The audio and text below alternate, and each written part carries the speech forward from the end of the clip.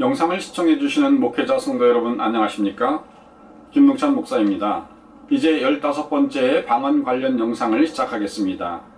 이번 시간에도 방언의 유익에 대해 다루어 보겠습니다. 7번째 방언의 유익은 방언이 종종 다른 은사를 이끄는 통로가 된다는 것입니다. 많은 크리스천들은 자신들의 경험을 통하여 방언이 다른 은사들의 통로 역할을 하는 것을 발견했습니다. 미국 털사 레마 바이블 스쿨의 교장이었던 케네스 에긴 목사는 이렇게 말했습니다. 내 삶을 통해서 깨달은 사실은 방언으로 기도하고 예배하면 할수록 더 많은 성령의 다양한 은사들이 나타났다는 것입니다. 그러므로 나는 방언이 다른 영적 은사들을 불러오는 문의 역할을 한다고 믿습니다. 이와 동일한 경험들이 아주사 부흥 그 놀라운 간증이라는 책을 쓴 토미 웰첼의 글에도 여러 차례 언급되고 있습니다. 웰첼에 따르면 아주사 운동의 주역인 윌리엄 시무어 목사는 종종 그 교회의 성도들에게 방언으로 노래할 것을 요청하였고, 그렇게 할 때마다 성령의 임재가 더욱 강하게 임하며 더 많은 기적들이 나타났다고 기록하고 있습니다. 신유은사 사역자였던 오럴 로버츠 목사도 방언이 다른 은사들을 끌어들이는 통로가 된다고 주장하며 이렇게 설명했습니다.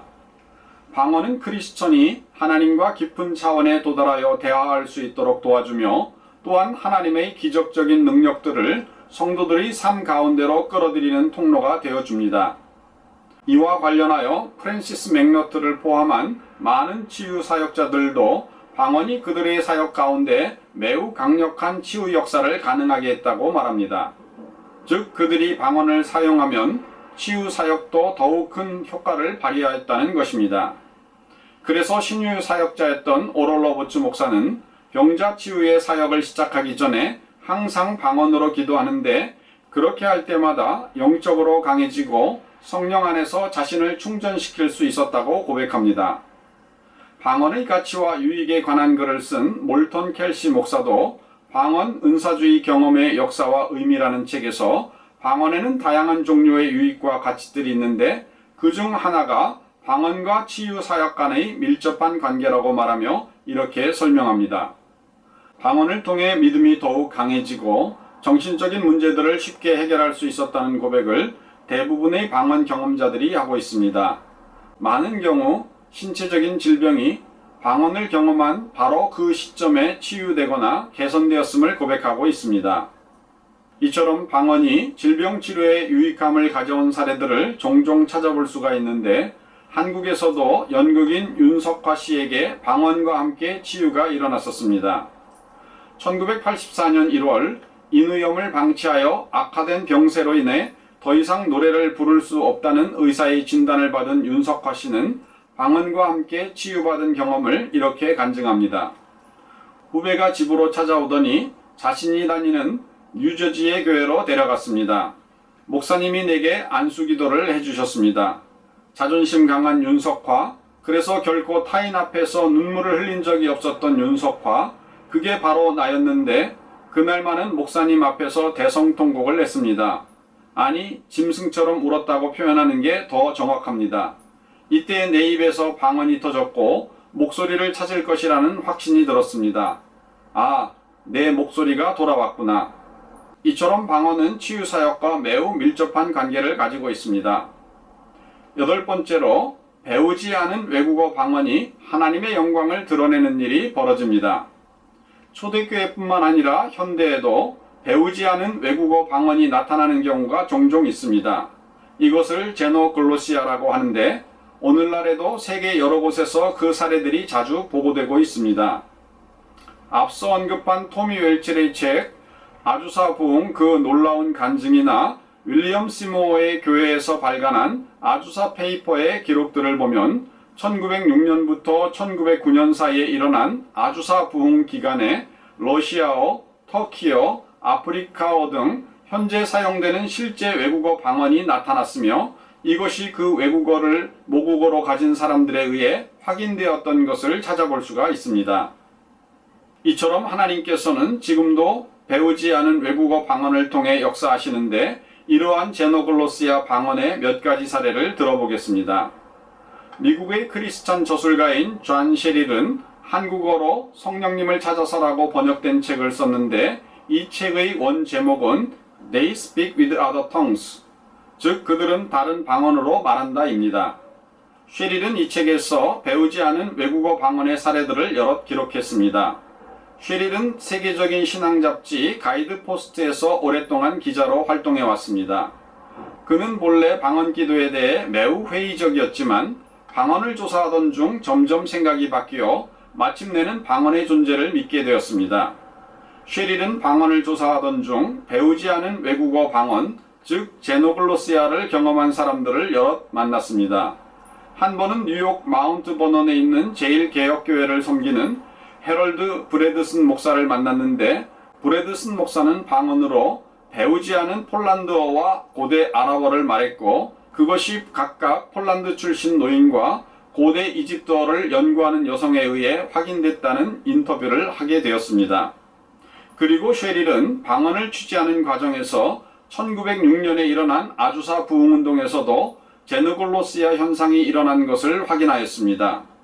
쉐릴은 이 현상에 관계되었던 사람으로부터 받은 편지를 통해 그때의 상세한 내용들을 확인하였습니다.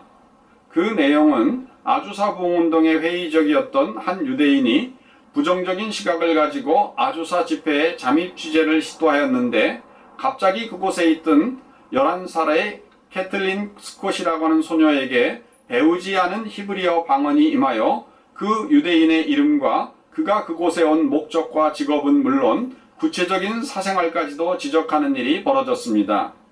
그리고 그 방언에는 회개를 촉구하는 메시지까지 들어있었습니다.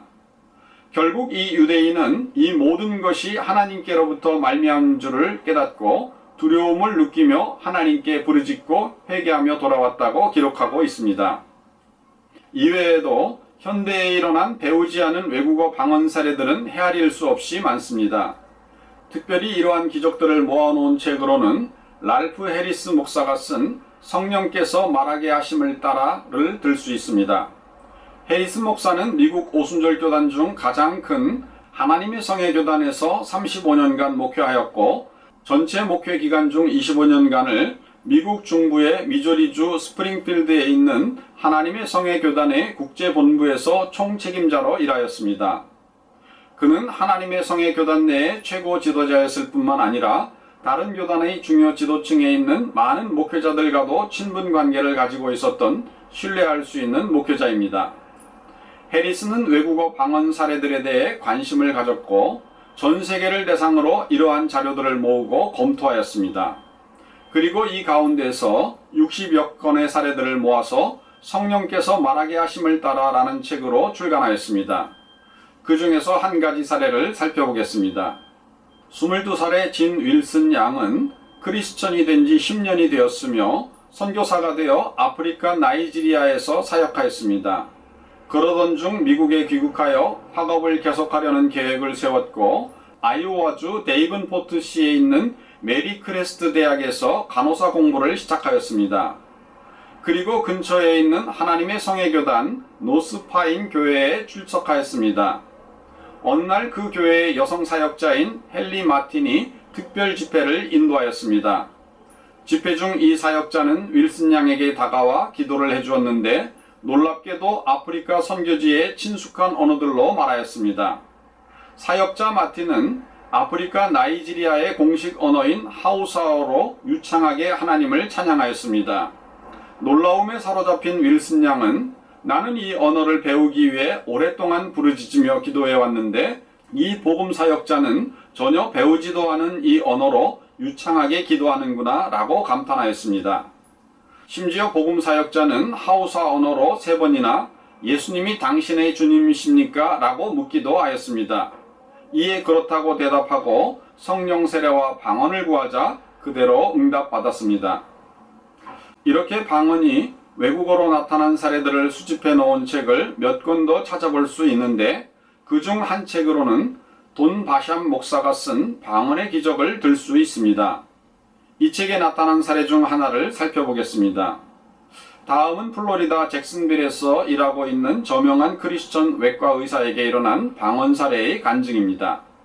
저는 1년 전쯤 엘리베마주 모빌에서 열리는 순복음 남성 비즈니스 연합회에서 강의를 하기 위해 비행기로 플로리다주 잭슨빌에서 출발하여 플로리다 펜사콜라 공항에 착륙하였는데 마침 바퀴 2개가 펑크나 비행이 연기되었습니다. 그래서 비행기 대신 자동차를 렌트하여 모빌로 운전해 가려고 마음먹었습니다. 렌트카 업체에서 수속을 받는 중에 어떤 여성이 모빌로 가는데 합성하지 않겠느냐 하여 동의하고 함께 떠났습니다. 전체 80km 여행 중 그녀는 자신이 살아온 인생에 대해 말해주었는데 자신이 아주 골숙 유대인이며 회당에서 예수에 대해 어떻게 들어왔는지를 말해주었습니다. 그녀는 큰 사업체를 가지고 있는 과부로서 아이들이 문제를 일으키고 있다고 말했습니다. 그때 하나님께서 저에게 방언으로 그녀의 인생에 필요한 것을 알려주시며 메시지를 전하게 하셨는데 아마도 그 내용은 그녀에게 필요한 것인가 보다라고 추측할 뿐이었습니다. 그 무렵 우리의 차는 모빌 경계로 들어서 바닷가를 따라 달리면서 전투함 애리조나가 정박해 있는 곳을 지나고 있었습니다. 그녀는 제가 말한 방언을 듣고 표정이 변하였습니다. 그러면서 제게 당신은 어떻게 히브리어를 아십니까? 라고 물었습니다.